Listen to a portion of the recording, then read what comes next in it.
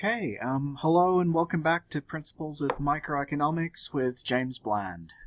Today we're going to pick up where we left off in the previous class and talk about the impact of tariffs on total surplus.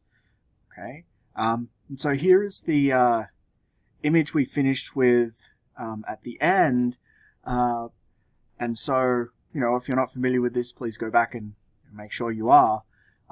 But the important parts of this is that tariffs are going to increase the effective international price for local consumers. Okay, so for local consumers and for local producers. So local consumers have access to the international market, but not at the international price, and local producers don't have to compete with the international price. They only have to compete with the international price plus the tariff. Okay, so this is going to change the price consumers pay and the price sellers receive, and so this is going to do something for surplus.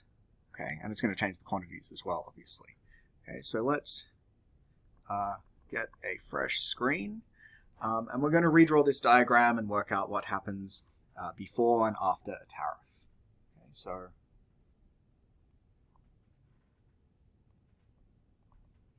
here's my supply and demand diagram, and I'm going to draw it so that the equilibrium is reasonably high because all the interesting stuff happens below the domestic equilibrium. What I'd like you to remember here is that the supply curve here is just describing the marginal costs of domestic sellers, and the demand curve is just describing the marginal values of domestic consumers.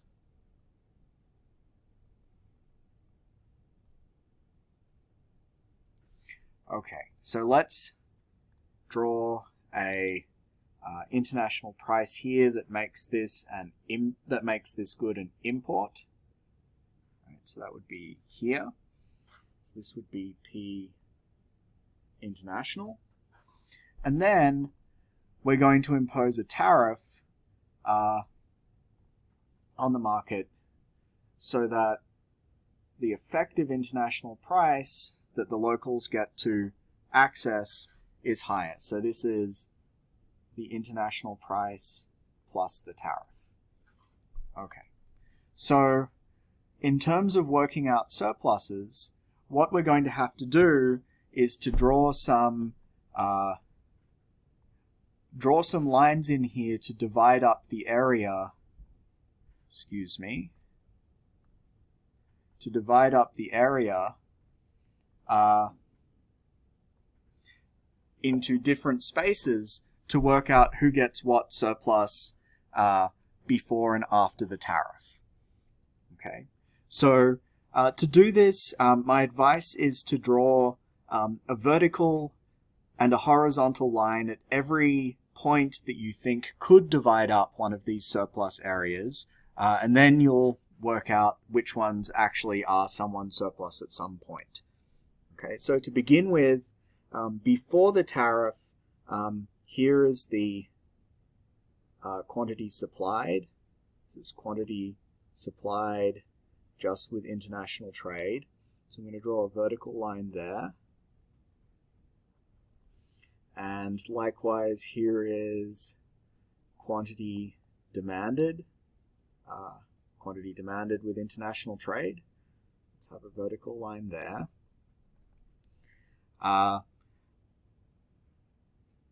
You may feel like drawing a vertical line at the intersection of supply and demand, right? So at the domestic price and quantity, but that never happens when we have international trade because the international price is below that. Okay, and then we want to draw some vertical lines at some points that happen after we impose the tariff. Okay, so here we have quantity supplied with the tariff. We'll keep that line going up here. And quantity demanded with the tariff. Okay, and now I can label some areas. Okay, so to begin with, I don't need to label anything that's below the, well, to the right of quantity demanded at the international price, because we don't have any anything traded there. But let's label a few of these areas and then see if we can work out whose surplus they are before and after the tariff. Okay, so I'm just going to start by labeling these A, B, C, D, E, F, G, H, I, J, K, L, M. Now, a lot of these, or some of these at least, might not be used, but let's see which ones are used.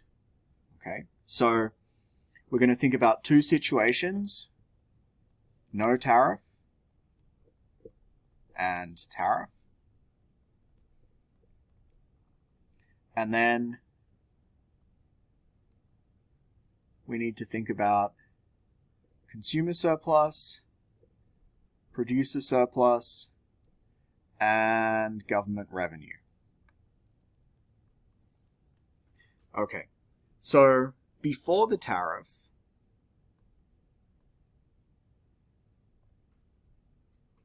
let's think about consumer surplus. So it's going to be the area between the demand curve and the price consumers pay, which is the international price. So here's the demand curve, here's the international price, and to the left of the quantity that consumers buy.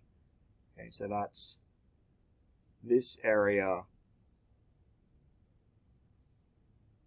in here. Okay, so just labeling those, we have areas A, B, D, E, F,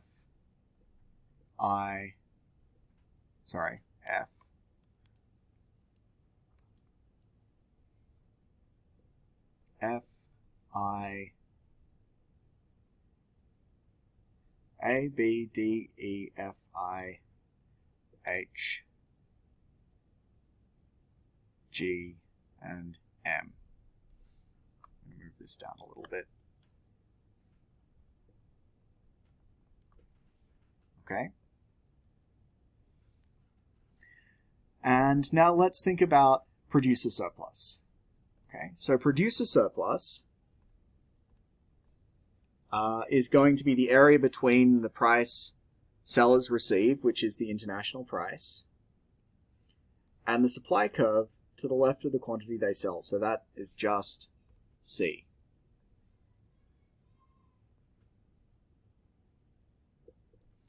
Okay, and government revenue, well, there's no tariff imposed in this market, so government revenue is 0. Okay, now let's do the same thing for the tariff. Okay, I'm just going to label these with colors here so you know which one's which, because this is going to get a little bit more complicated later. Okay, now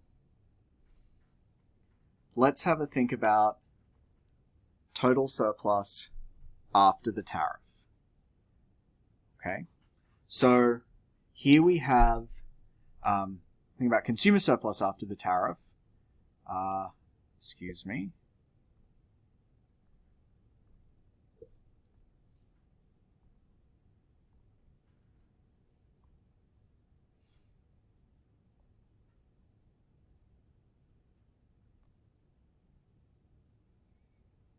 There we go, that's better. So consumer surplus after the tariff is going to be the area between the demand curve and the price consumers pay, which is now the international price plus the tariff. Sorry, the green is a bad color there, and now everything is messing up a bit, so we're going to put this in here again. Pick up a different color. Let's go with blue. All right, so this area here is consumer surplus. Okay, so consumer surplus after the tariff is just A, D, I, and H. A, D, I, and H. Okay. Producer surplus is going to be the area between the price sellers receive, which now is the international price plus the tariff, and the supply curve. So here is our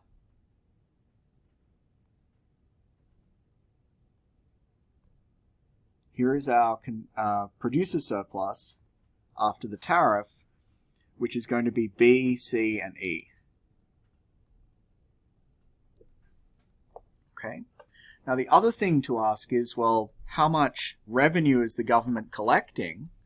Well, the government is collecting this quantity, right? This is imports. And it's collecting this much, the value of the tariff for each thing. So government revenue is going to be area G. Okay? So let's see individually who's better and worse off before the tariff, or after the tariff. Okay? Okay, so let's have a think about the change. What consumers are missing out on here are E, F, B, M. Right, so if we think about this, it's basically the stuff that's below the price plus the tariff. So this is, they miss out on B, E, F, G, and M. Producers are now better off by, well, they got C before and they now get C, so they're better off by B and E. And the government is better off by G. Okay? But what I want you to realize here is what we're missing out on are two parts of consumer surplus which have just become deadweight loss. Okay, so the deadweight loss triangles here are F, right? No one gets F after the tariff, so that's this area here. And no one gets M after the tariff. Okay, so what we can work out here, and maybe we already knew this, is that consumers are worse off, producers are better off, the government is collecting some revenue, but in total surplus has gone down. Okay, and this basically happens for the same reasons that that we have reductions in total surplus when we tax markets, right? We've ruled out trade that would have otherwise been beneficial. Okay, there are winners and losers associated with this, and remember, we're only measuring the benefits of local producers and local consumers. But as a whole, total surplus has gone down. Now, the government has collected some revenue here where it hadn't before, and maybe they can use this money to spend on a project that increases welfare somewhere else. But just realize that, just with regular taxes on markets like we studied in Chapter 6, a tariff is going to have the same kind of effect, right? It's going to impose a deadweight loss. It's going to make some people worse off. In fact, in this case, it makes some people better off. But overall, it's a net loss. Okay, so thank you very much. I'm James Bland, and I'll see you later.